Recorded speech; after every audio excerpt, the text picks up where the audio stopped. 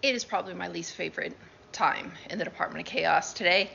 I need to switch out the ACFs and the NFEP sheets from some of the machines. Phil is good. Phil's a good boy. He just got a new one, so he is fine and happy, and his plate's doing phenomenally well. You are getting a new one. You are the bane of my existence, and we will talk about that later.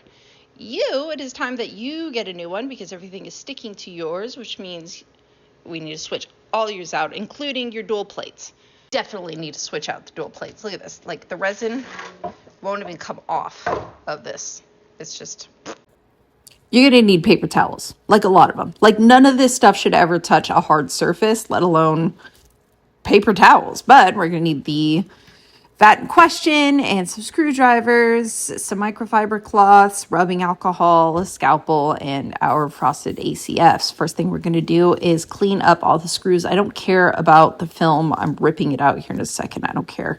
But I don't want to push any more resin residue into the screws as I'm cleaning them. So after all the screws are taken out, I give them just a quick little rub on the paper towel to make sure that all the residue is off of them. And gross. All of those little pigments that you're seeing are just from crazy experiments that I'm doing. So the easiest way to clean it and make sure it doesn't puncture my new film is just to take a scalpel that's very sharp and very clean and put it flush against the rim of the vat and gently push up. It'll get rid of all of the pigmentation and residue from all my crazy experiments. Then we need to take out all the screws from the plate that actually holds the film to the vat. Did I mention you should be wearing gloves this entire process? Because you should definitely be wearing gloves. Get that out of here. That's trash. Okay.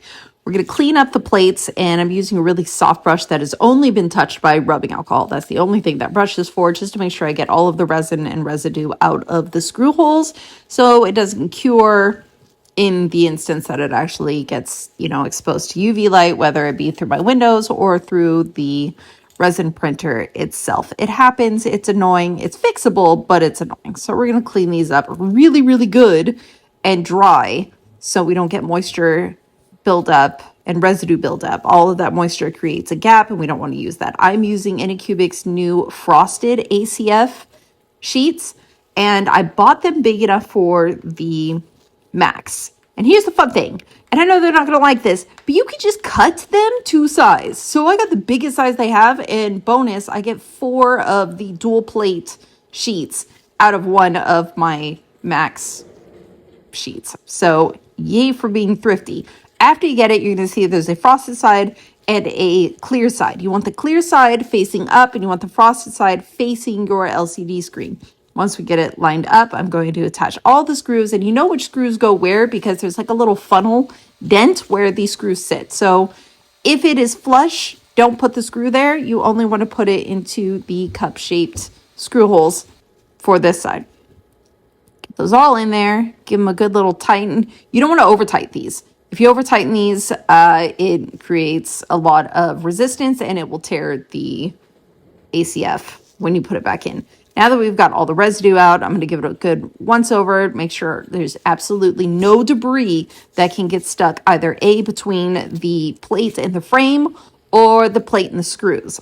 Not only does debris cause leveling issues between the plate and the Anycubic Photon P1, it will shorten the length and the livelihood of the ACF or the NFEP that you are installing. And we don't want that. We want this to last as long as possible. These are expensive. It's ridiculous. Okay, installing the plates to the frame. You're going to go clockwise and you're going to do 1 screw per side and then rotate up and then add another screw. And this gives you an equal distribution of pressure as that plate gets smashed into the frame, give you that good tight drum feel that we want.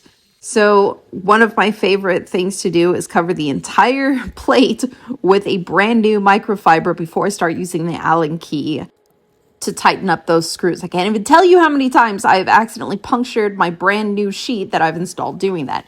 One quick little trick is you can stick the Allen key between your ring and your middle finger and use your thumb as kind of a little twirly pivot.